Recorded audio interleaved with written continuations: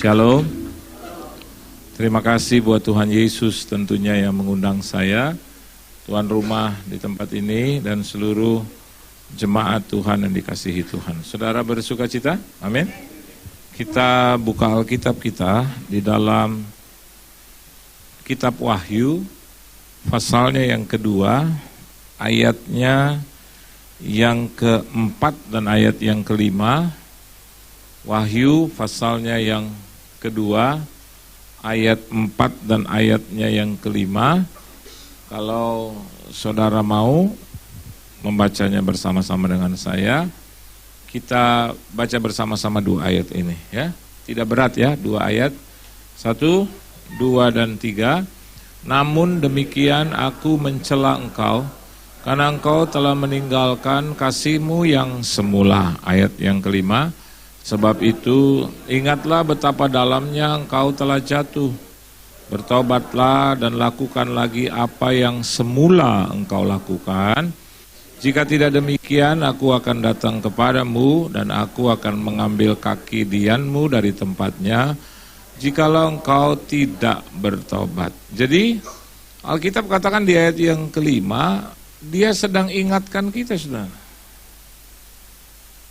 Bukan hanya untuk jemaat di Efesus, karena surat Wahyu ini di tangan kita gitu. Kenapa kita harus hubungkan dengan Efesus? Kita harus hubungkan dengan diri kita, dengan hidup kita. Amin, saudara. Karena Wahyu ini buat kita juga. Buktinya sampai di tangan saudara. Sampai di tangan saudara, berarti atas izin Tuhan. Amin. Satu teguran yang sifatnya in general, umum. Satu, dia sedang mengingatkan kita, ya. Pengingatannya adalah so deep, how deep, begitu dalam kita jatuh. Jadi kalau ada orang di tempat ini bilang bahwa hidupnya hebat, luar biasa, be careful juga. Sebelum kita menilai, mari kita introspeksi dulu hidup kita gitu, ya. Apakah saya dan Anda di tempat ini ada atau termasuk di dalamnya, yaitu orang-orang yang has fallen, orang-orang yang telah jatuh. Jadi pengingatan dari Tuhan adalah sesuatu yang baik buat kita sebelum nanti penyakit itu datang, sebelum yang buruk itu datang. Saya baru saja makan habis pelayanan ya, terus saya dengan teman, sahabat, suami istri. Dia kena kanker 2B. Dan hidupnya baik, bagus. Diberkati. Bukan punya uang, lebih dari cukup. Tuh. Sekarang kena 2B. Tiap hari pekerjaannya tanya jadwal saya sama istri saya. Jemaat loh. Kenapa? Mau ibadah terus. Kenapa? 2B. Anda mungkin 1C juga enggak. 1M juga enggak gitu loh. Ya. Belum kena apa-apa ini. Amin, saudara. Jadi ketika Tuhan ingatkan, artinya He reminds us. Ini kan baik. Dari pihak Tuhan itu baik. Amin, saudara. Jangan suka hubungkan dengan Efesus. Hari ini Efesus adalah saya dan Anda di sini. Amin. Ya. Jadi dia mengingatkan kita how deep kita sudah jatuh. Yang kedua, disarankan oleh Tuhan untuk bertobat. Kalau tahu kita jatuh, bertobat. Supaya apa? Tidak lebih dalam lagi. Amin, saudara. Supaya jangan dari 2B masuk ke 3F. Kalau dalam jabatan pemerintahan bagus itu golongan. Dari 2B naik ke 3A kali gitu. Atau 2C. Tapi kalau penyakit gak bagus, bos. Amin, saudara. Gak bagus. Oleh sebab itu dia bilang, caranya katanya mudah. Bertobat. Amin, saudara. Nanti Alkitab akan jelaskan dalam hal apa pertobatan kita. Terus Dia katakan, dan lakukan lagi. Apa? Apa yang semula kita lakukan. Apa sih? Hari-hari ini mungkin ada banyak yang kita sudah tidak lakukan lagi. Kenapa? Karena kita kehilangan itu. Kehilangan apa, saudara? Coba kita lihat ayat yang keempat. Coba kita lihat ayat yang keempat. 1, 2, dan 3. Namun demikian, aku mencela engkau, karena engkau telah meninggalkan kasihmu yang ini pokok permasalahannya. Apa, saudara? Kasih yang mula-mula. Jangan-jangan saya dulu deh, tuding saya dulu, jangan Anda dulu, saya dulu nih pembicara. Saya sudah kehilangan kasih yang mula-mula itu. Pertama kali saya kenal Tuhan, pertama kali saya dijamah oleh Tuhan, itu yang Tuhan mau, cinta dan kasih itu nggak boleh berubah. Amin. Coba Anda introspeksi diri, termasuk anak-anak muda di tempat ini. Dulu nyanyi mungkin lompat-lompat ya, kesleo diurut dikit sembuh lagi. Dulu mungkin, sekarang sudah pakai AC. Dulu mungkin masih di luar, di lapangan. Saya dulu di lapangan. Kena hujan, Pak, Bu. Justru di lapangan mikrofonnya yang mati. Suaranya nggak mati-mati. Sekarang terbalik, mikrofonnya hidup, suaranya mati.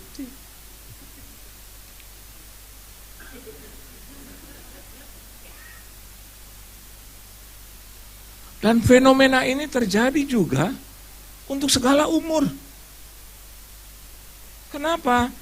Karena sudah didinabobokan dengan kesenangan dunia. Amin.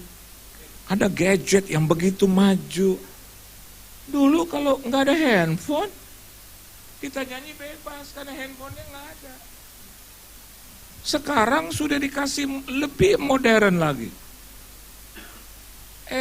Yang luar biasa, nyanyi periksa lagi, nyanyi periksa lagi. Padahal Tuhan sedang periksa hati kita, kita periksa handphone kita gitu. Ini, oleh sebab itu dia bilang, mana itu kasih yang mula-mula. Saya dulu batuk dikit, terus malam berusaha tidak minum air es. Kenapa? Supaya besok bisa pelayanan dipilih. Jadi orang yang memuliakan Tuhan di latar gitu. Sekarang terbalik. Karena banyak orang terus akhirnya menyakiti diri sendiri kalau perlu ngantuk, sehingga akhirnya nggak bisa pergi beribadah. Ada banyak yang seperti itu. Kenapa? Kemajuan zaman. Jangan salahkan kemajuan zaman. Tuhan juga terlibat dalam kemajuan zaman itu, saudara. Dia izinkan itu. Amin, saudara. Kenapa? Justru dengan kemajuan zaman, Tuhan pakai itu sebagai alatnya yang efektif. Sekarang Injil sampai ke seluruh bumi dengan kemajuan itu. By television, by radio, ya bahkan dengan YouTube, maju itu semua orang di pedalaman bisa baca itu. Bisa dengar firman, bahkan live streaming, itu kan bagus. Tapi jangan salahkan juga kemajuan zaman membuat anak saya itu makin lama makin maju, zaman makin malas. No. Mumpung saya dan Anda di tempat ini masih jadi orang tua di mana anak-anak boleh tinggal di rumah kita pakai otoritas itu. Bukan untuk tekan anak, tapi untuk mengajar dia. Bukankah firman Tuhan berkata, ajarlah dari dini. Maksudnya dini apa, saudara? Sebelum gereja ini dibangun kokoh, udah diajar. Jadi ketika gereja ini kokoh, maka pelayan-pelayannya juga sudah dipersiapkan dengan baik. Itu maksudnya. Nah, caranya bagaimana? Kembali kepada kasih yang mula-mula. Dulu pendetanya belum datang, brosurnya juga belum dicetak, kita udah nongkrong di depan. Setuju nggak? Saya ingat saya. Ibadahnya belum dimulai, saya udah ada di depan, bolak-balik. Malah saya bilang ini, kenapa ini ibadah nggak dimajuin? Dan ketika ibadah itu dimulai, wah saya udah lompat-lompat. Bahkan ibadah itu selesai, Tuhan kenapa begitu cepat? Karena rasanya nih, cinta akan rumah Tuhan menghanguskan aku. Raja Daud katakan itu. Hari ini jemaat Efesus dan Cijantung. Jadi rupanya punya persamaan keturunan. Cijantung Efesus ada satu jalur khusus. Dicela oleh Tuhan. Termasuk pembicaranya juga dicela oleh Tuhan. Bahkan keluarga dari pembicara yang sedang dibawa dicela oleh Tuhan. Kenapa? Bagi yang sudah kehilangan kasih yang mula-mula. Amin, saudara. Oke, inti khotbah saya lihat. Kembali lagi ayat yang kelima. Kalau kita sudah kehilangan kasih yang mula-mula, firman Tuhan katakan, aku akan datang kepadamu. Dan apa, saudara? Mengambil kaki dianmu. Bukan kaki palsu ya, kaki dian. Kaki dian, apa itu? Terang kehidupan kita akan diambil oleh Tuhan. Sampai selama-lamanya. Kita akan tinggal dalam kegelapan. Siapa yang udah nonton Doctor Strange? Ya? Dia pernah dibawa juga ke satu dimensi yang lain, yaitu dunia kegelapan. Kita tidak akan bisa untuk mengalahkan itu karena tempat kita sampai selama-lamanya di situ. Nggak mau. Saya mau terang terus. Amin. Lebih terang dari lampu ini. Lebih terang dari ornamen Natal. Keren. Kita aja belum pakai ornamen Natal. Gereja ini belum dibangun, sudah pakai ini. Berarti belum kehilangan kasih yang mula-mula. Tadi malam saya ngomong sama mama apa? Saya bilang apa? Ma, pasang dong ma, hiasan Natal. Mama jawabnya begini, nanti bulan Desember. Awal Desember, akhir November. Saya bilang, ma, aku mau lebih cepat lagi. Ternyata teguran itu nyampe ke kita berdua. Tuh, lihat tuh. Bener gak? Itu nubuatan itu mah. Kenapa waktu saya jalan, di kompleks saya ada rumah. Sudah pakai ornamen Natal. Waduh, putih bagus. Saya lihat, aduh mah, ayo mah, malam ini kita pasang. Udah jam 1 malam no. Besok aja. Ini baru bulan Oktober. Ma, nanti ya tanggal 30 deh mah, atau tanggal 31 ya mah. Maksudnya hari ini kita pasang ya. Akhir November, kita kalah cepat. Kenapa? Karena kita jemaat Cihati, ini Cijantung. Kalah. Jantung itu ya, dia berdenyut ya. Itu dia. Atau mungkin keluarga saya dari Cilimpa. Luar biasa ya. Beri tepuk tangan dulu buat Tuhan. Keren. Dan dia seperti sedang mengejek saya gitu. Keren ya. Memang kalau buat Tuhan, siapa yang mau nomor 1, dia akan terima kemenangan juga yang pertama. Beri tepuk tangan yang meriah buat Tuhan. Walaupun pohonnya belum ada. Ya. Orang kadang pohonnya dulu tapi botak semua. Tapi ini dia kasih digantung gitu. Wah, luar biasa ya. Puji Tuhan. Oke. Inti khotbah saya, di dalam kasih yang mula-mula ada apa gitu ya. Ada apa di balik cinta ya? Ada apa dengan cinta? Yang pertama ini saudara, coba kita lihat ayat yang kedua. Ayo, baca sama-sama ayat yang kedua. 1, 2, dan 3. Aku tahu segala pekerjaanmu. Ayo baca saudara ya. Nah ini punya kebiasaan juga buruk. Tergantung daripada ya. Daripada apa monitor. Kalau monitornya tiba-tiba Mickey Mouse gimana? Terus Anda bilang Mickey Mouse berkata gitu ya. Satu sisi harus punya juga yang konvensional dong. Amin. Just in case ya. Teman saya dulu waktu ada Nokia berapa itu? Yang besar? 90 gitu ya. Yang pertama kali pakai beliau. Langsung dia Alkitab, dia mau kasih lihat. Mari kita buka Matius pasal 20, itu jemaat. Dia pakai yang pertama di Indonesia dia tuh, saya nggak usah sebut namanya. Dia buka, langsung dia ketik. Di situ dikatakan, tiba-tiba hang. Dikatakan Yesus berkata, saudara, dan ternyata tidak ada perkataan di sini. Hang. Saya bilang, tolong saya minta Alkitab yang konvensional. Perlu juga. Kalau itu mati, yang ini tidak mati. Karena Yesus itu sekarang hidup kekal selama-lamanya. Ya, amin. Ya. Oke, baca yang kedua, ayat yang kedua. 1, 2, dan 3. Aku tahu segala pekerjaanmu, baik jerih payahmu maupun ketekunanmu. Aku tahu bahwa engkau tidak dapat sabar terhadap orang-orang jahat, bahwa engkau telah mencobai mereka yang menyebut dirinya rasul, tapi yang sebenarnya tidak demikian, bahwa engkau telah mendapati mereka pendusta.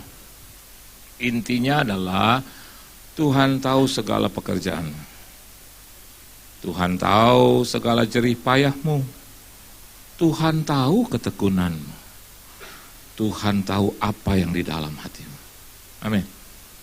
Anda sudah berusaha, Anda sudah bertekun, Anda sudah berjerih payah. Hal yang pertama yang saya catat dalam kebenaran firman, di dalam kasih yang mula-mula harus terdapat ini, konsistensi. Apa saudara? Konsisten. Konsisten. Jerih payah, ketekunan, ya. Pekerjaan yang kita buat untuk Tuhan, itu kan perlu konsistensi. Coba tanya Pak Albert, dia pasti suka dengan jemaat yang konsisten, betul nggak? Jadi begini, bukan hanya jemaat nanti ketika gereja ini sudah dibangun 9 lantai, loh kan ini nubuatan, boleh dong.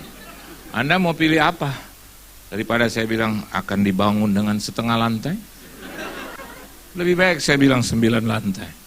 Walaupun nanti in fact, in reality, berapa lantai? 3 lantai. Kan masih ada sambungannya nanti. Amin. Harus dong, siapa tahu untuk apa? Ruangan pendeta. Siapa tahu untuk pelayan-pelayan Tuhan. Siapa tahu untuk sekolah minggu. Ada teman saya bangun gereja. Dia bilang, aduh Pak Pendeta 1 lantai aja dipuji Tuhan. Dia dulu di ruko sewa, akhirnya beli tanah. Dia bilang nanti kita bangun 1 lantai, didoakan saudara, biar 1 lantai sampai Tuhan Yesus datang kali yang kedua, diberikan dananya, bangun 1 lantai, keren. Tapi tidak sampai 1 tahun dia bilang, saudara-saudara, Tuhan berkata kepada saya, karena tidak muat, mari kita bangun lantai yang kedua. Akhirnya kumpul dana. Ada oma-oma bilang, kenapa enggak dari dulu aja? Dari dulu dong punya iman 2 lantai. Dibangunlah lantai kedua karena tidak cukup untuk balkoni. Ternyata setelah setengah tahun, balkon itu penuh. Cari dana lagi untuk bangun lantai yang ketiga. Dibangun lagi lantai yang ketiga, tetap penuh. Sekarang minta karena makin banyaknya jemaat untuk sekolah minggu. Dibangunlah lantai yang keempat. Sekolah minggu penuh, remaja-remajanya bertumbuh saudara. Dibangun lantai yang kelima untuk remaja, pemuda, dan dewasa muda.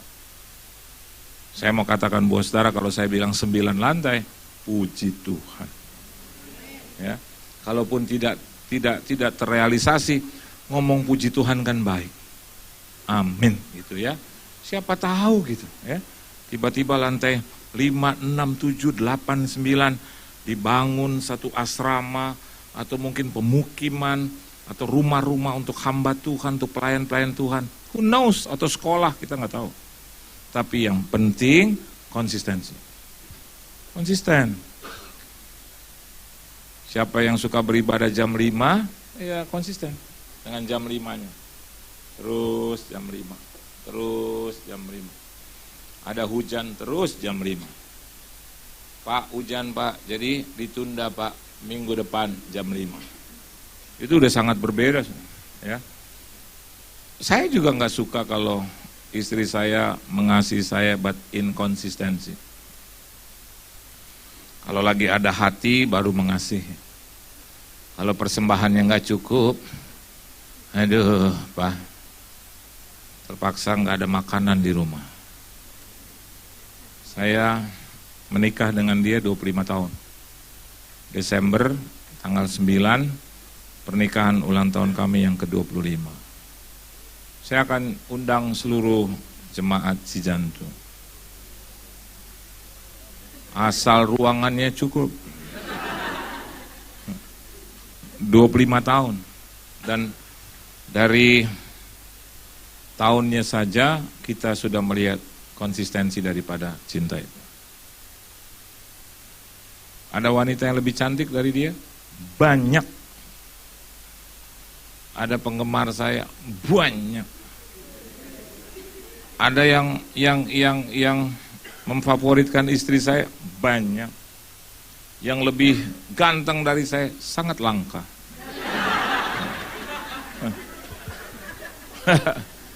Tapi kalau kita bertahan sampai tahun yang ke-25, pertama karena penyertaan Tuhan, yang kedua konsistensi.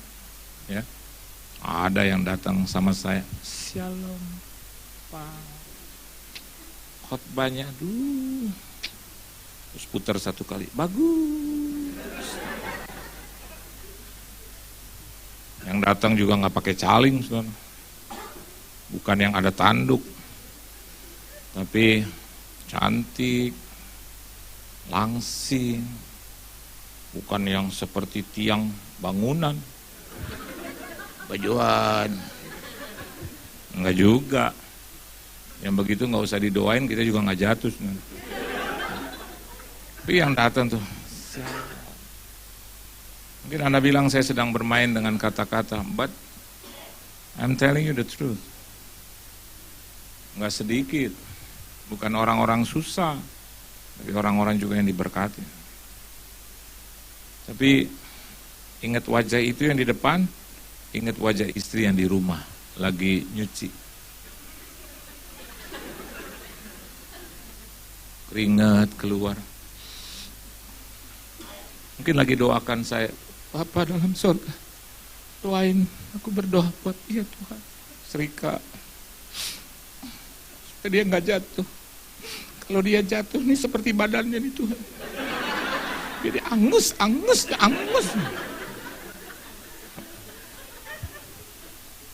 Dan dapatlah 2 putri. Satu 23 tahun, satu 21. Mungkin kalau saya manipulasi firman, bisa aja. Untuk bicara tentang firman dan atas nama firman bisa aja. Tetapi memanipulasi kehidupan sehari-hari di hadapan keluarga inti, nggak bisa. Mungkin dalam seminggu, 2 bulan, setahun bisa. Tapi 25 tahun, nggak bisa. No. Dan memanipulasi, kalau tidak ada dia, mereka bisa aja. Tapi memanipulasi kalau ada mereka, bisa. Sulit. Dan mereka juga sepakat. Ayah ibunya ada dalam satu konsistensi. Saya melayani Tuhan 35 tahun. Bukan waktu yang sedikit, Pak. Pahit, manis, getir, asam, urat, ada semua. Naik, turun, dari hujan geledek, petir, ya, sambar nyawa, ada juga. Tapi hari ini masih melayani.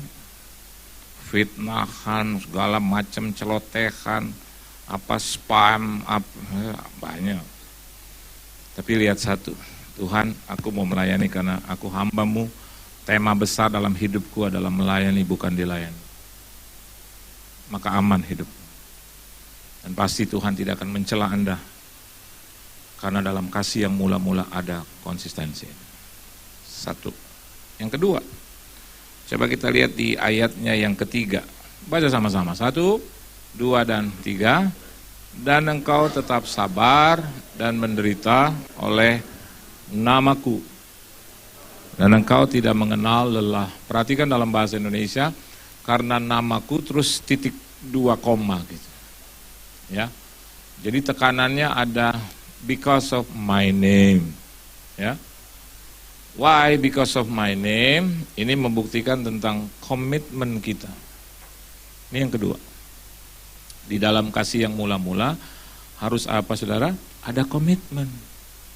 Apa sih komitmen? Ini bicara tentang janji yang diselaraskan dengan tindakan-tindakan janji itu. Janji mudah, tapi tindakan janji ini yang sulit. Aku akan mengasihi engkau sampai geledek menyambar aku. Mudah ngomong begitu. Tapi kalau geledek sudah menyambar, saya akan bilang, aku akan mencintai engkau seumur hidupmu. Engkau seperti malaikat yang turun dari surga. Padahal kalau dia baca firman, dia tahu firman, hanya Lucifer yang turun dari surga. Malaikat yang turun dari surga hanya Lucifer. Ya. Saya mau katakan buat saudara hari ini, yang pertama, malaikat yang jatuh dari surga itu hanya Lucifer. Yang dikirim Tuhan ya beberapa. Hal yang kedua, komitmen. Mau nggak mempertahankan janji itu? Dan berbuat tindakan janji selaras dengan janji itu. Aku akan bertahan sampai selama-lamanya. Hari ini bertahan. Saya janji sama 2 anak saya, ada halangan, tidak ada halangan, Papa akan membayar kuliahmu sampai selesai. Dan ternyata semester 2, 3, 4, 5, 6, 7, 8, bahkan hampir semester yang 9 kemarin ada halangan. Ada halangan. Tapi kalau orang yang pegang komitmen, ada halangan, tidak ada halangan, janji itu harus selaras dengan tindakan janji. Amin, saudara? Iya. Pasang itu badan. Dan dua-duanya ada di sini. Bukan saya bicara, ya. Ada. Beda cuma 2 tahun. Dari kakaknya saja kuliah sudah menyulitkan gitu buat saya. Baru 2 tahun, adiknya lagi nyusul. Saya pikir kakaknya semester 1 mau masuk 2, terus istirahat dulu, adiknya dong nyusul. Enggak, 1 naik 2, naik 1. Jadi yang semester 2 harus dibayar, yang semester 1 dari yang anak yang kedua juga harus dibayar. Naik lagi ke 3, nih 2, 4, nih, begitu. Sampai hari ini nih 9, nih 7. Sulit nggak Pak? Sulit lah.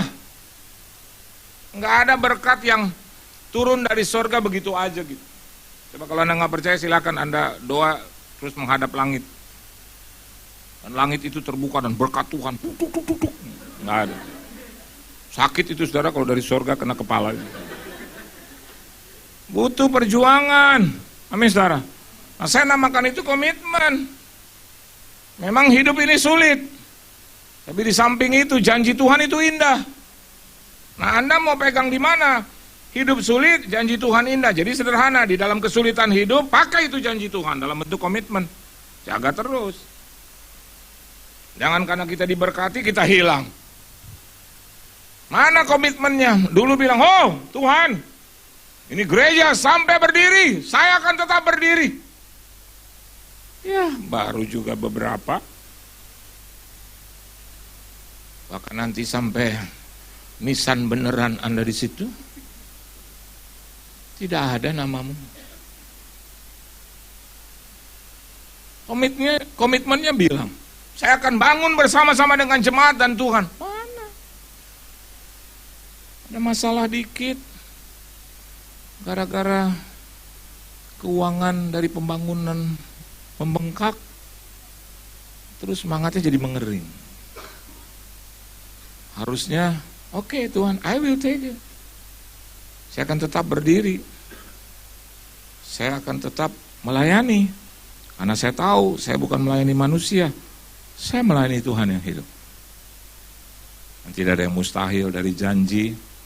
Bagaimana izin itu dibuat, saya dengar izin itu dibuat, sampai saya tidak tahu kapan akan selesai. Tapi saya yakin tidak ada pekerjaan Tuhan yang tidak selesai. Nggak ada.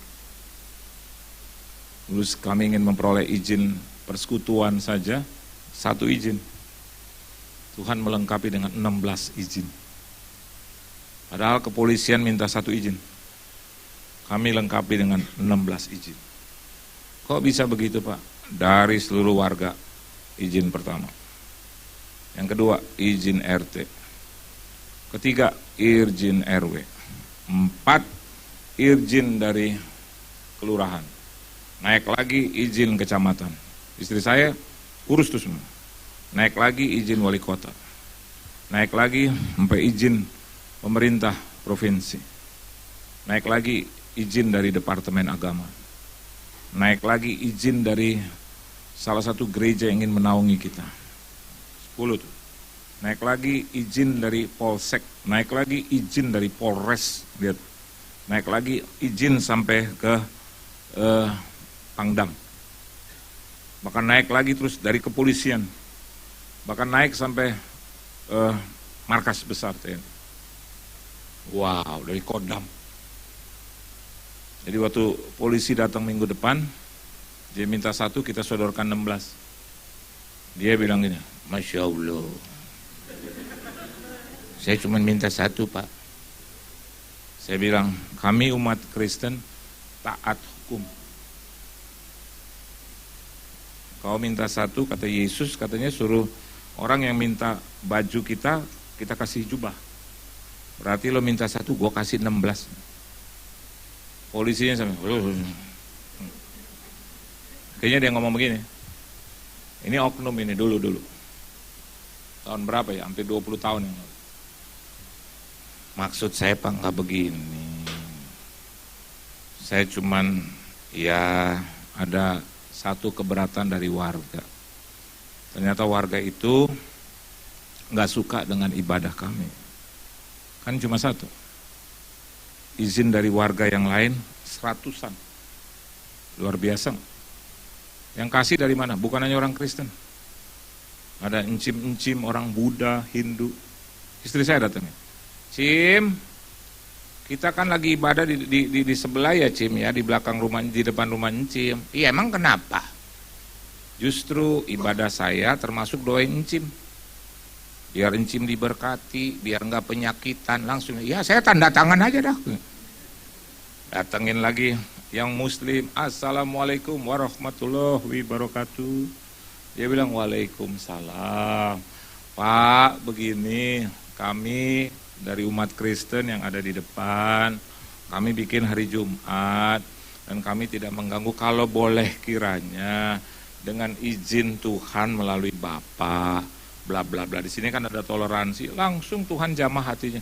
Amin ya robbal alamin. Saya juga punya pengajian kalau diizinkan oleh umat Kristen, ya robbal alamin. Subhanallah, subhanallah.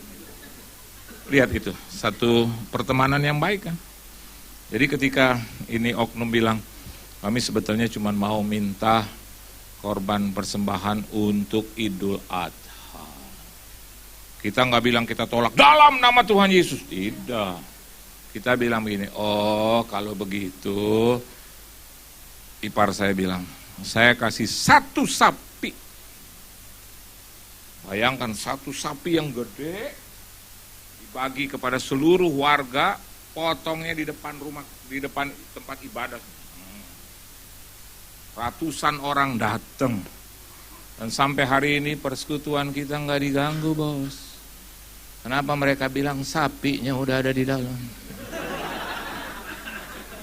Sapinya jadi berkat buat semua. Amin. Umat Kristen juga harus jadi berkat. Bukan benturkan itu. Tapi kita harus mingle.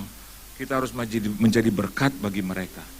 Kenapa izin-izin seringkali tidak keluar, khususnya untuk izin keramaian? Karena seringkali kita begitu. Dalam nama Yesus, dalam nama Yesus. Saya punya teman satu di daerah, saya nggak usah sebut namanya, pinggiran Jakarta. Kiri kanannya all Muslim. Dia yang satu-satunya Kristen. Bikin ibadah di rumah. Rumahnya itu rumah petak, bos. Cuman dibatasi oleh itu yang bambu-bambu gitu. Kayak bilik gitu, bedeng. Dia bikin ibadah di situ. Mana suaranya bass. Dalam nama Yesus, dalam nama Yesus. Sebelah sakit, bos. Sampai dibawa ke rumah sakit. Waduh. Minggu depan bukannya diturunin, beli lagi gitar.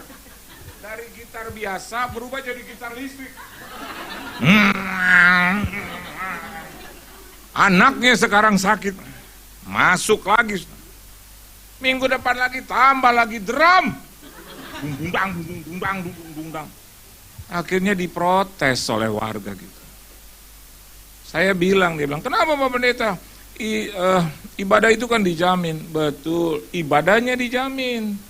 Tapi kita tidak boleh meresahkan kiri kanan, mengatasnamakan ibadah. Anda mengerti maksud saya?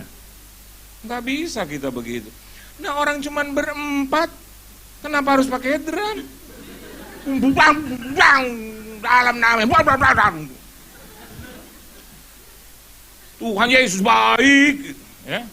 Dalam nama Yesus, dalam nama Yesus. Apa namanya? Yesus itulah satu-satunya. Mereka jawab, Muhammad juga. Nggak salah kalau dia ngomong begitu. Karena kan Yesus lagi. Kenapa kita nggak nyanyi berempat gitu loh dalam pujian penyembahan, ngeroh aja. Ku pandang wajahmu dan berseru.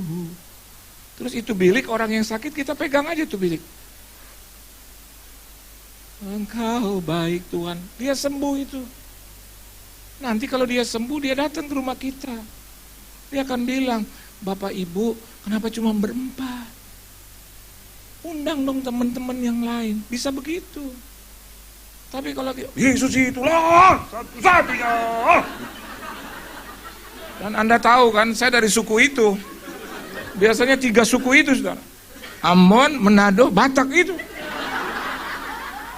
Oh, Yesus itu, Yesus satu-satunya.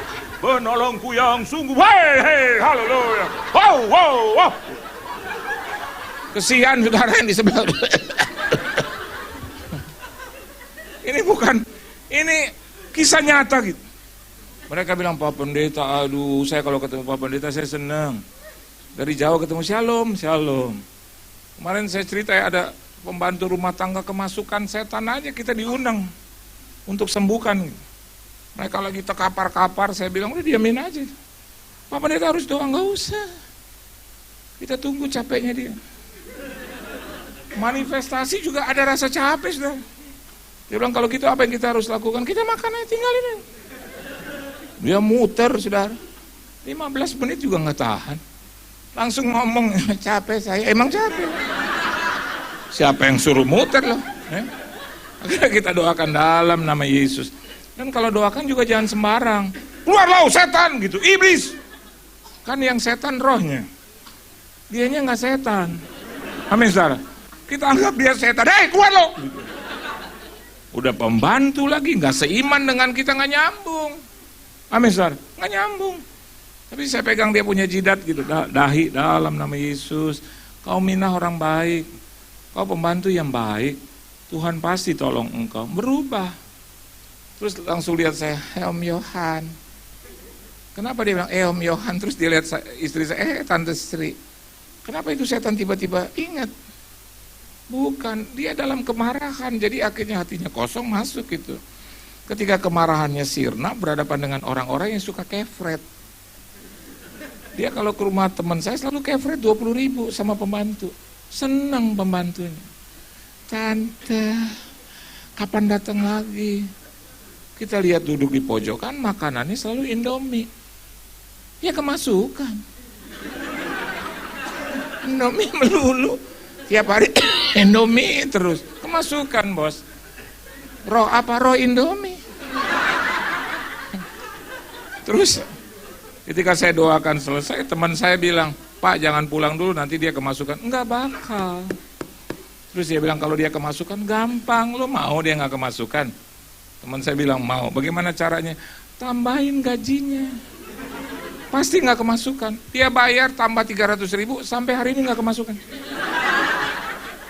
Tuh, amin. Jadi komitmen kita bagaimana dengan Tuhan? Jangan pernah lupa itu. Dan yang ketiga, coba Anda lihat ayat yang keempat. Ya, coba baca sama-sama. Jadi yang pertama apa? Lupa. Nah itu benar. Ini barisan depan keren.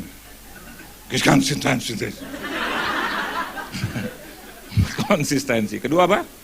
Komitmen. Ini yang ketiga nih. Coba baca sama-sama ya. 1, 2, 3. Namun demikian, aku mencela engkau karena engkau telah meninggalkan kasih engkau yang semula. Jadi ada kata engkau berapa kali? 3. Kasihmu tuh kasih engkau. Ya. Ini bicara kembali berpulang kepada Anda. Tuhan itu maha sempurna, kembali berpulang kepada saya. Amin.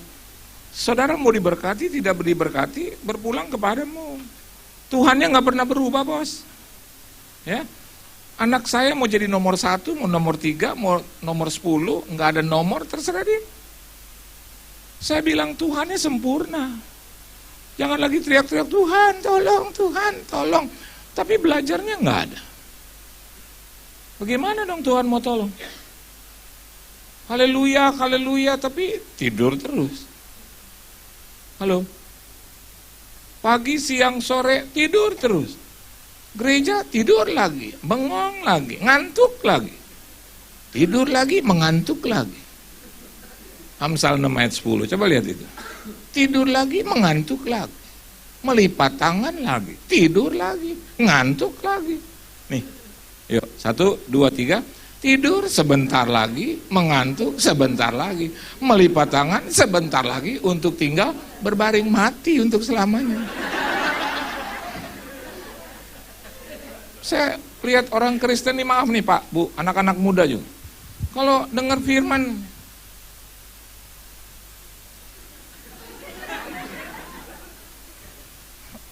yang seperti itu, punya penyakit seperti itu, hafalkan ini ayat. Kenapa? Karena ada kelanjutannya loh. Coba lihat ayat 11. Nah ini nih, 1, 2, dan 3. Maka datanglah kemiskinan kepadamu seperti seorang penyerbu, dan kekurangan seperti orang yang bersenjata. Artinya begini, maka datanglah penyerbu yang namanya kemiskinan. Jadi engkau akan diserbu dengan kemiskinan, diserbu banyak. Terus kekurangan seperti orang yang bersenjata. Artinya apa? Engkau akan ditembaki dengan kekurangan, kurang terus. Kenapa? Tidur lagi, mengantuk lagi, melipat tangan lagi, akhirnya berbaring untuk selamanya. Jadi kalau dengar firman, jangan begini Bu, nih, I'm telling you the truth. Jangan, harusnya gini. Amin. Yes. Anda sedang mengusir apa? Roh tidur. Yes. Oh. Hati-hati dengan diam-diam gitu lah.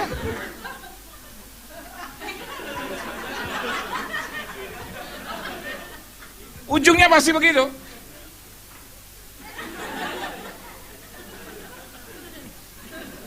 Nah, kalau disenggol lo tidur, siapa yang bilang tidur? Gua nih kalau dengar firman sambil merem rasanya nyerap kemana? Kemenyan yang nyerap gitu loh. Ayo. Jadi yang ketiga, ini bicara tentang apa saudara? Tentang kompetensi. Siapa yang berkepentingan? Kan engkau. Ya. Kembali ke ayat yang ketiga, siapa yang berkepentingan? Engkau. Siapa yang mau diberkati? Engkau. Siapa yang mau disembuhkan? Kau. Siapa yang mau dapat roh kepintaran? Kau. Siapa yang mau dapat pekerjaan? You. Siapa yang mau dapat jodoh? You.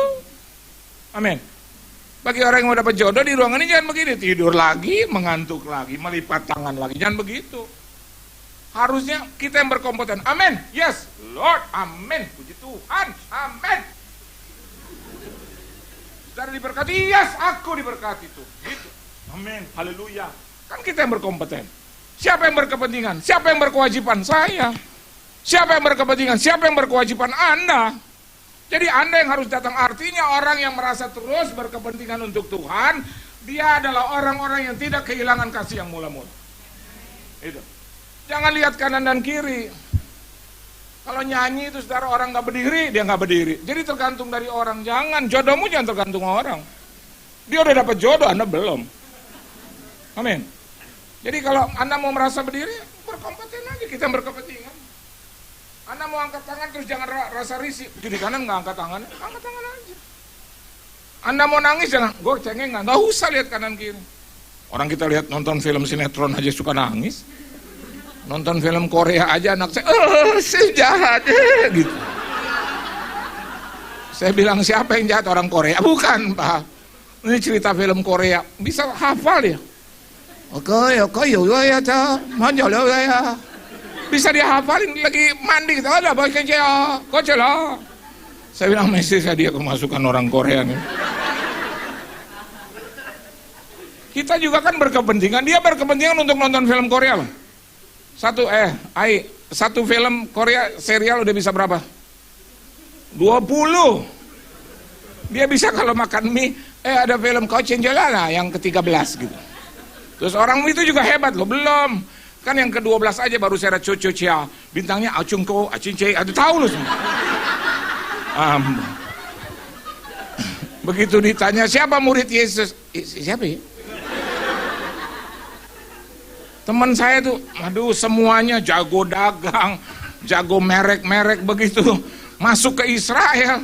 Terus Yesus dimuliakan di atas gunung.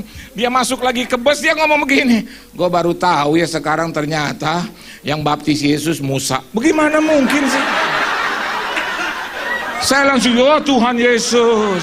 Oh, suaminya ngomong gini, Pak Pendeta, memang yang baptis Yesus Musa. Lo orang gila kedua lo. Udah tahu salah lo nanya lagi. Mestinya gini, dalam nama Tuhan Yesus bukan itu.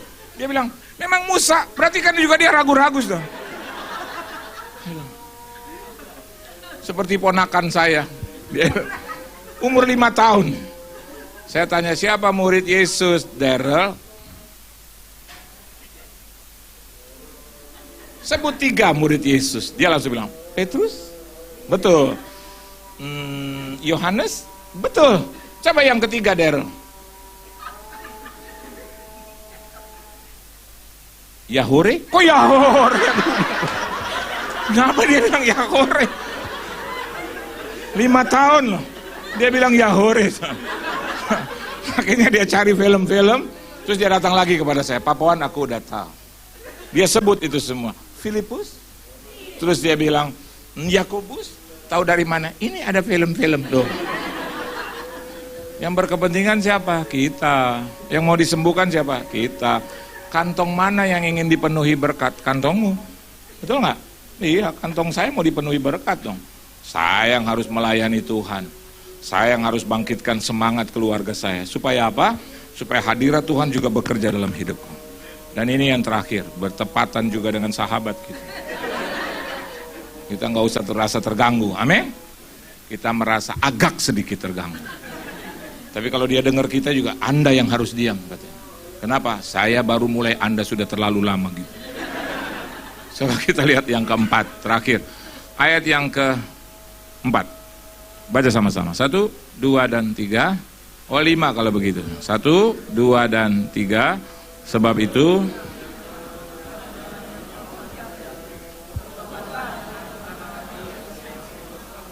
nah, jika tidak demikian, aku akan datang kepadamu dan aku akan mengambil kaki dianmu dari tempatnya. Jika engkau tidak,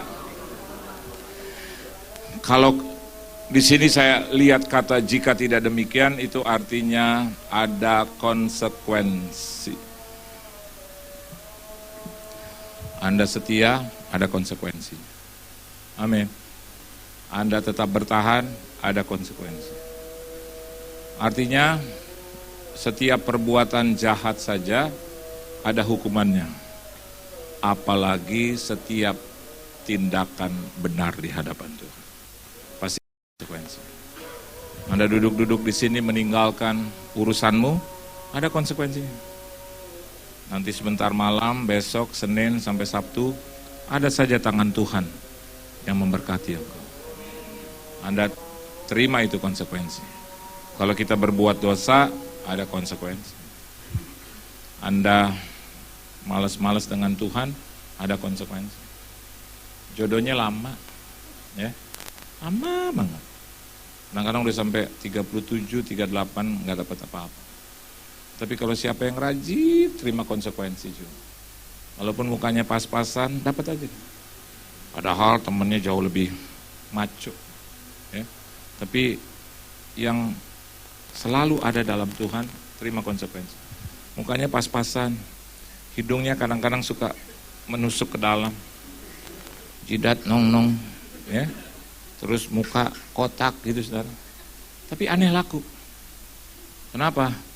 Ajar, jadi guru sekolah minggu, terus main musik, terus jadi singer, terus bahkan jadi apa ya, soundman, terus naikin, turunin lagi, naik, turun, kiri, kanan, naik. Ada konsekuensinya, saudara. Amin. Tapi orang juga yang setengah-setengah dengan Tuhan, jangan kaget kalau berkatnya juga setengah. Tapi orang full dengan Tuhan, terima konsekuensi. Dia akan diberkati. Nih. Dia akan diberkati. Dia akan dibela oleh Tuhan. Sepanjang hidupnya dibela Tuhan. Tuhan Yesus memberkati. Beri tepuk tangan yang meriah buat Tuhan.